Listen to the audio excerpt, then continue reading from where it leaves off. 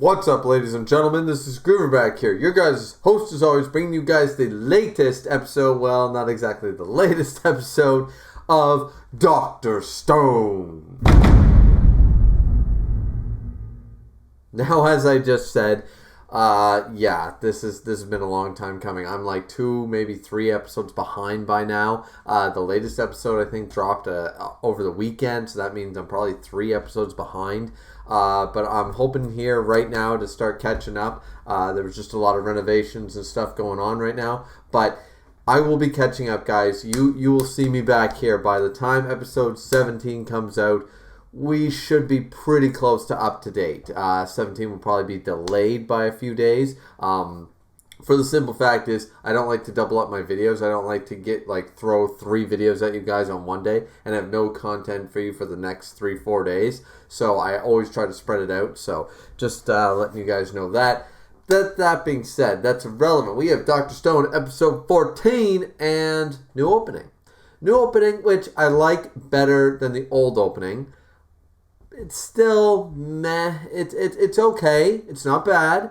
I really enjoyed the animation and what they were trying to convey and showcase and all that stuff. And the song was alright.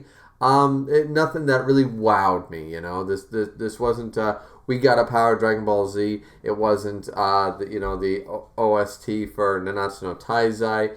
It was no Full Metal Alchemist Brotherhood openings. But it was good. So wanted to say that right off the bat. Now, this is basically the conclusion of most of the matches in the tournament. That's what this episode is about, right? We follow, at first, of course, Kinro kicked the shit out of Magma once he got the watermelon, once he got the glasses lens on the watermelon head sort of idea. He managed to kick the crap out of Magma.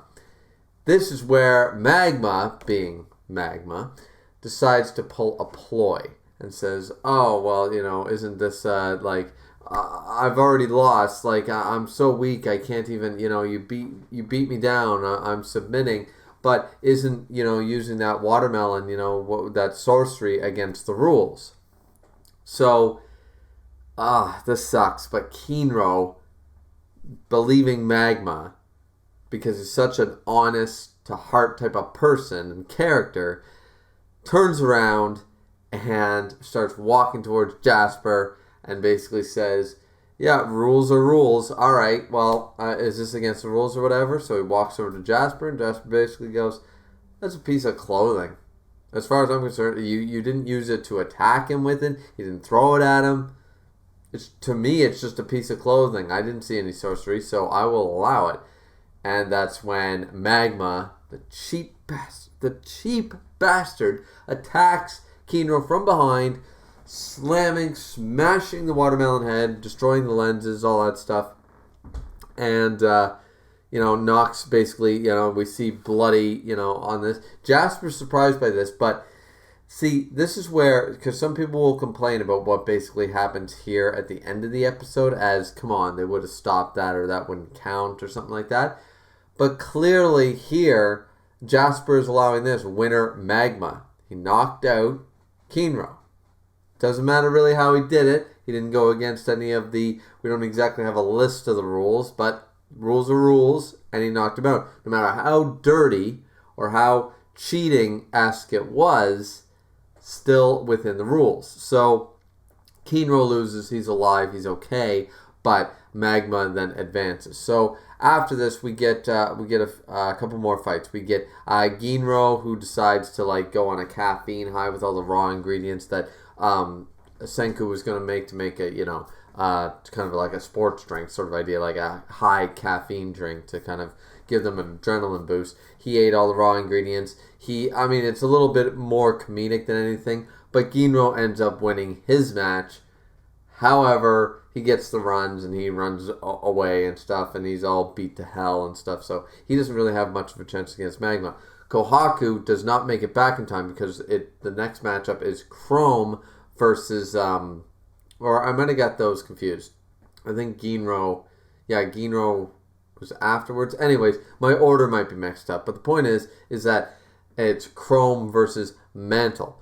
And basically Magma notices that Kohaku is on her way back in the distance and basically tells Montel to lose right now, drop dead, and then she won't make it in time. And she's running across the bridge, but declared victory to Chrome, and Kohaku doesn't make it, making Senku automatically win. As I said, then the Ginro match happens, or it happened before. I'm unsure of the order. I watched the episode hours ago, so I'm not 100%. This is where we basically have Chrome versus Magma. And this is one of the big highlights of the episode. This takes up the main later half of the episode, because also Gen shows back up, for his Kingdom of Silence and his bottle of cola. That's what Gen is after, of course. He wants that cool, crisp, lovingly refreshing bottle of Coca-Cola. That's what Gen wants out of the Kingdom of Silence, right? So he shows back up during this fight.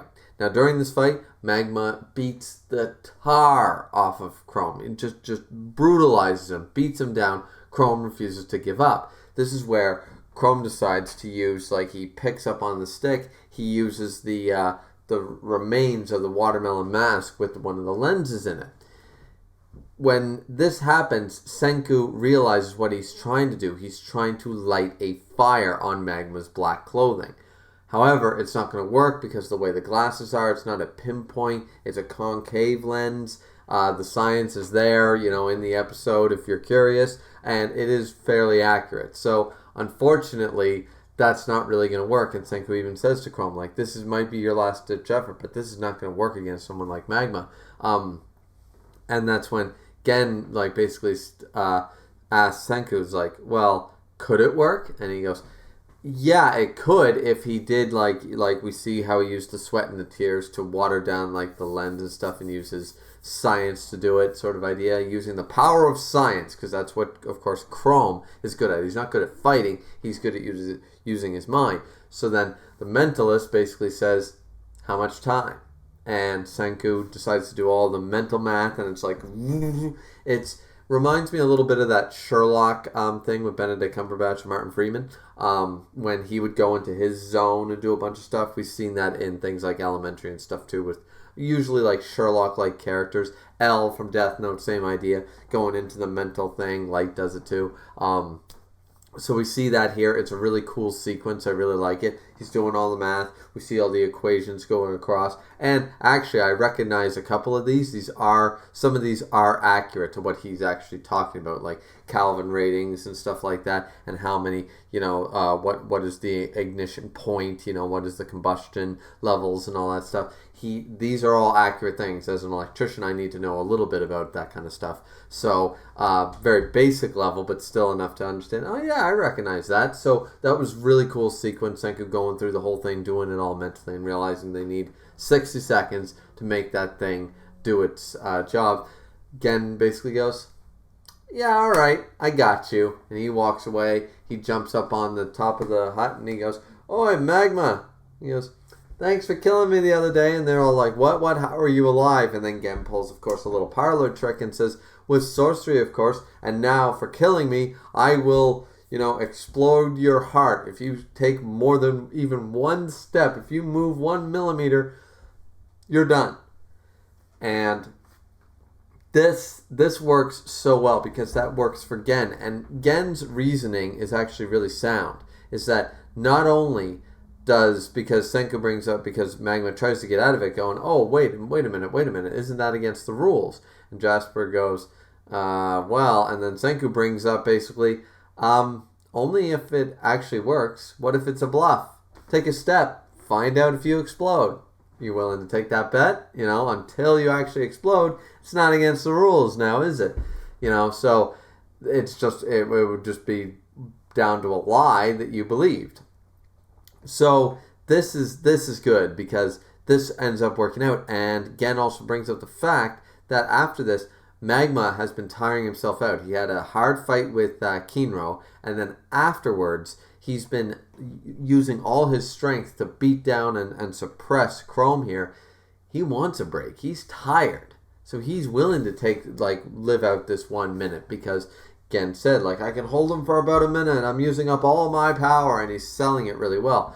Chrome picks up on it. His acting is, of course, terrible, but none of that matters really, because the whole episode boils down to this one point.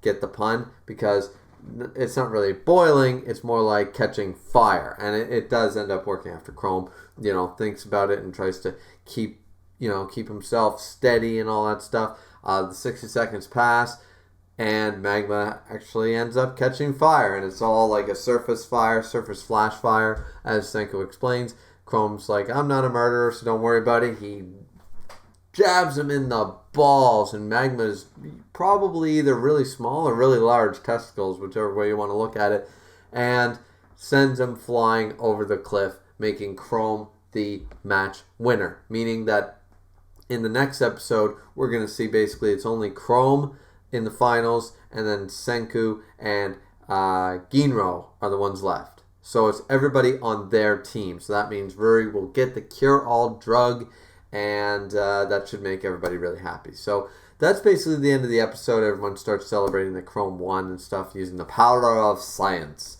And we get a new ending theme. I only listened to half of it. I thought it was alright.